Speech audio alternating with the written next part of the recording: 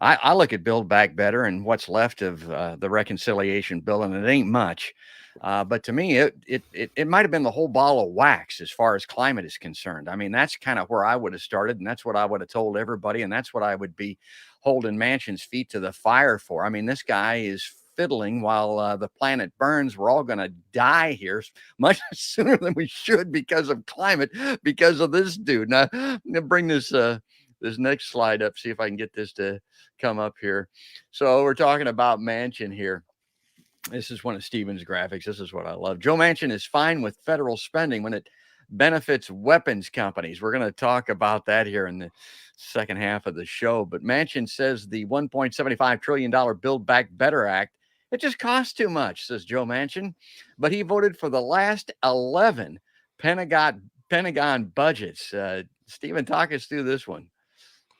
Manchin entered the Senate in 2011, and his first vote was on the military budget for the next year, so for fiscal year 2012.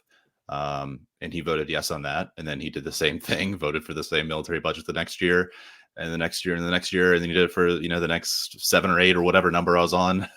So since he entered the Senate, he's voted for every Pentagon budget there has been. So look, I mean, it's not just Manchin who does this. I mean, the whole of the Republican Party does this too. Like people who say that, oh, I'm worried about inflation, I'm worried about federal spending, but they're only worried about federal spending when it's for social uplift. They never, hold the military industrial complex's feet to the fire, ever. So, I mean, rarely, I guess. So basically where we're at now is that I don't think, obviously the whole of the American public doesn't read my newsletter, unfortunately.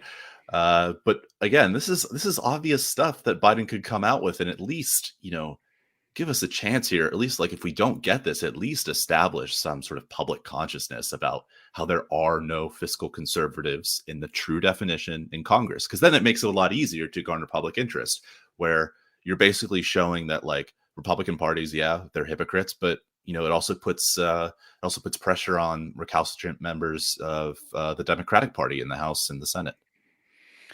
Well, it's weird. Maybe the subtitle for my podcast is House of Mirrors or Insult to Injury. And that's the way that this particular vote on this Build Back Better bill is, because it's right on the heels. I mean, just in a matter of days or hours to the NDAA being approved, the defense spending bill. No problem with that. These folks, as Stephen mentioned, they just run to vote for this defense authorization, this increase in spending. A lot of people don't realize, Stephen, that they're actually giving, that is the Congress, more than is being asked for. And that's nothing new. They've been doing that for a while. Right. I mean, if you look back over the last 20 years, I did it before this year's vote, but I looked at last year's defense budget versus how much the president requested versus how much Congress ultimately voted for. And it came out to around, Congress usually added about $12 billion per year, excuse me. And they did that this year too, except they added double that. They added like close to $25 billion.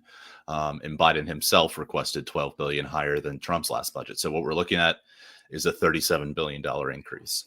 Now, Americans haven't really, public opinion can be, quite frankly, moronic. A lot of people have dumb opinions. But when it comes to military spending, the public has, I think, a way to go because there isn't just a lot of, consciousness or thought given about it. But despite the information gap, most members of the public either want to cut military spending and reallocate it to social programs, or they want to keep military spending where it's at. It just sort of depends on how the questions frame in the public opinion survey. But regardless of the survey, as a whole, the American public doesn't want the military budget to increase. But the Congress continually, Obama increased it from Bush, but then eventually by the end of Obama's second term is kind of on its way down. Not that much, though.